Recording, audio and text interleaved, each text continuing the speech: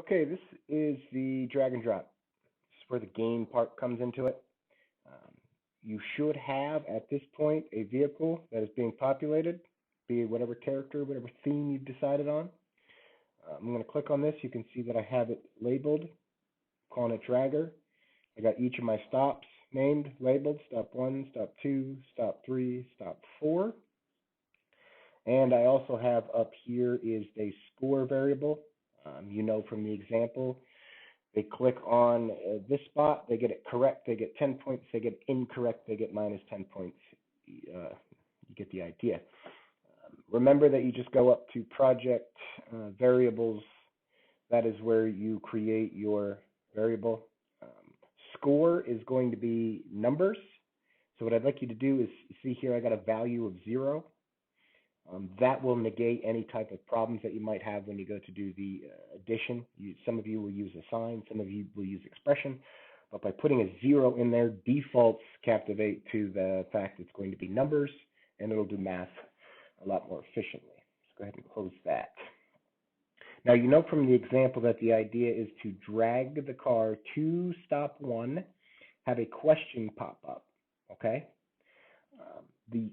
The most tricky part about this is the fact that we know this, we're using this in a manner that Captivate wasn't designed for it to do so, but it did give us some options, right? So once we made the drag and drop, we now have the properties and we have a drag and drop properties. Everything that we're going to do is going to be on the respective stops, okay? There are properties and there's things you can do to change what happens here with your dragger. But as far as this game and how actions are going to occur, it is going to be on the respective stops. So to do that, you must highlight one of the stops. We'll go over to the drag and drop properties panel. We're going to make sure that it is named. We're going to need to know that. Stop 1, it is a drop target. And then here's the tricky part. All this time, every time we wanted to create an action, we used this right here, action, right? On success, these are things that we've seen before. But this is if you use the interaction, the drag and drop interaction as a whole as an assessment, whereas you can have one answer. We don't want that. So underneath format, which is defaulted, you see every time I click on one of these, the format one is the default. I see stop 1, I see format, I see a blue button there, and it's called object actions. Okay? This is where everything is going to be put as far as what's to happen, right? So what is the object to do when it's the drop source is plopped on this target? You can easily see when you click on the object actions, everything is there. It's labeled appropriately. They're telling me that the drag source type is the dragger, which is exactly what I want. And they're saying that currently, when that drag source plops on that stop 1, there is no action.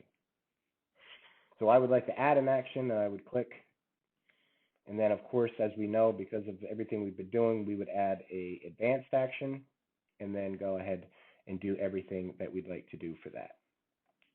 So as far as this first part is concerned, just remember that all actions are going to be put on these respective spots, not on the dragger, and definitely not here in this action. But when you click on it, under Format, there's an Object Actions button, and that is where everything is going to go, okay? So that's kind of the intro to this. I just wanted to show you what you need to have, what it needs to look like, and then make sure everything is labeled correctly. So that's part 1. We'll call it introduction, and then I'll go ahead and do part 2, where it's kind of organizing the quiz question.